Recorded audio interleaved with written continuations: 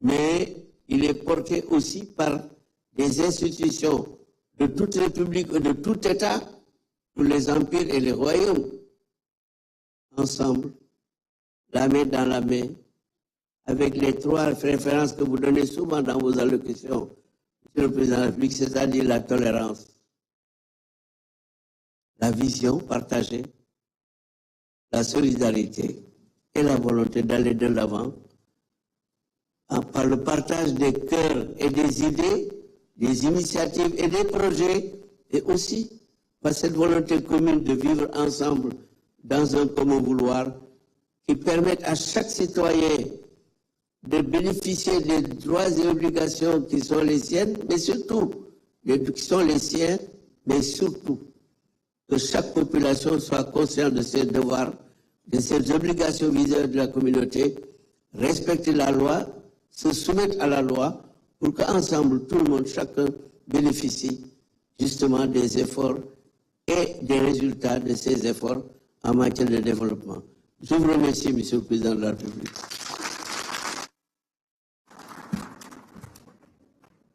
Merci beaucoup.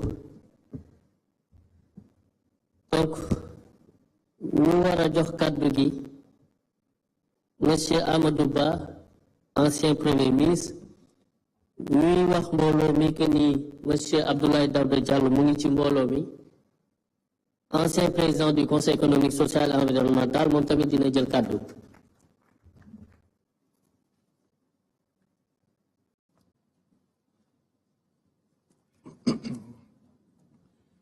Je vous remercie.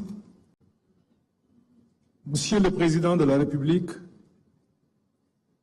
Monsieur le Président de l'Assemblée nationale, Monsieur le Premier ministre, Mesdames, Messieurs les membres du gouvernement, Monsieur le médiateur, aperçu, Monsieur le Président du Conseil national de régulation, Monsieur le Président du facilitateur du dialogue, je vous salue. Mesdames, Messieurs, permettez-moi de saluer d'emblée l'initiative de ce dialogue national. Malgré les turbulences, elle est un geste d'ouverture à magnifier. Nous, opposition républicaine, y prenons part, non par naïveté, mais par fidélité à nos principes, par foi en l'avenir et par amour pour notre patrie. Oui, le climat est tendu.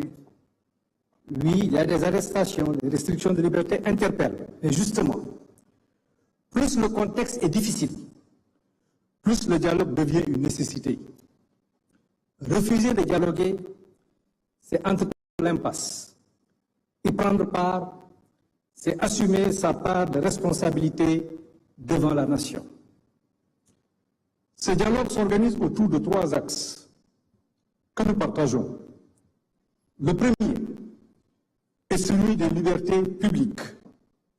Mais que veut une démocratie où on arrête des opposants, où des journalistes, des chroniqueurs sont convoqués, parfois détenus pour avoir fait le travail? Nous appelons à un pacte national de pacification politique fondé sur la libération des détenus politiques, l'indépendance des médias et des procédures judiciaires perçues comme justes et impartiales. Le second axe porte sur le système électoral. Donnons réalité au statut de l'opposition et de son chef, donnons à la Sénat les moyens et l'indépendance qui s'imposent, et sur l'inscription des jeunes, l'inscription automatique des jeunes majeurs au fichier électoral, nous estimons qu'une telle réforme aux implications profondes doit faire l'objet de consensus forts. Le troisième axe est la refonte institutionnelle.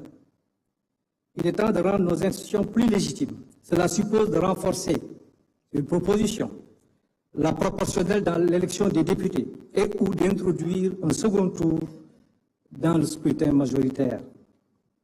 De même, la Haute Cour de justice doit être réformée, sa composition, aujourd'hui alignée sur la majorité parlementaire, ne garantit pas l'impartialité attendue. Au demeurant, n'oublions pas que c'est notre système démocratique actuel qui a permis les grandes alternances de notre histoire. Il a porté au pouvoir les gouvernants d'hier comme il a permis l'accession du pouvoir actuel. C'est un héritage précieux, fruit des luttes, des réformes, des sacrifices consentis au fil des décennies. Que l'on soit au pouvoir ou de l'opposition, nous devons ensemble préserver cet acquis. Mais au-delà des questions politiques, l'enjeu central de mon point de vue reste économique.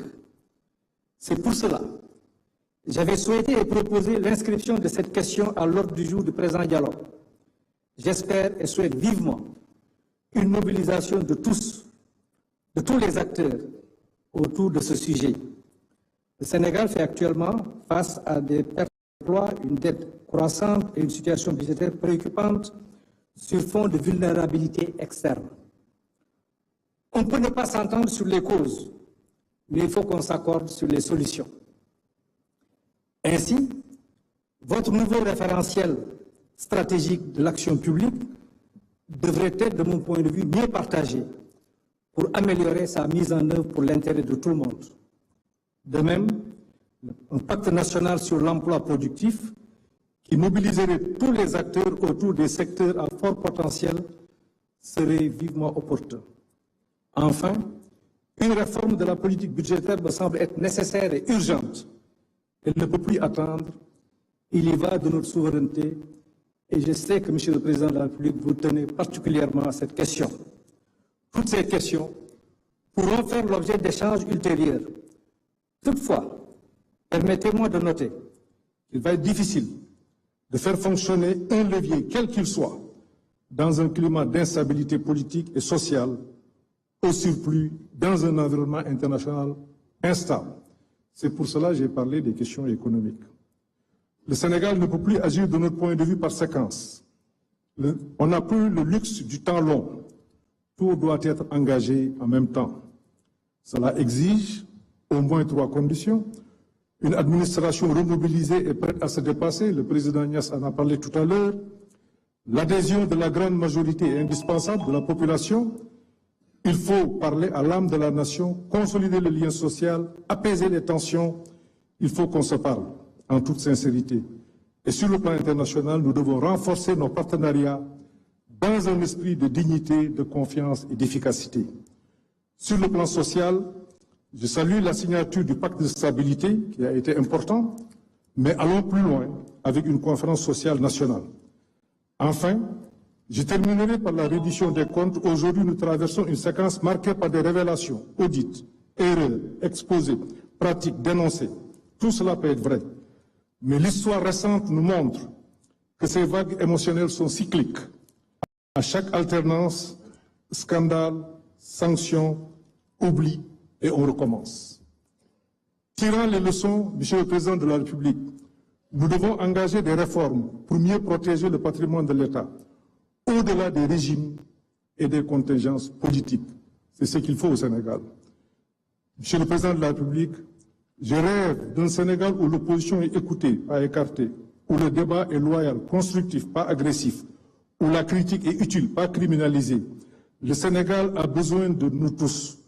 Majorité, opposition, société civile, en un mot, toutes les forces vives. C'est ensemble que nous pouvons bâtir un avenir de stabilité, de progrès et de dignité. Je vous remercie de votre aimable attention.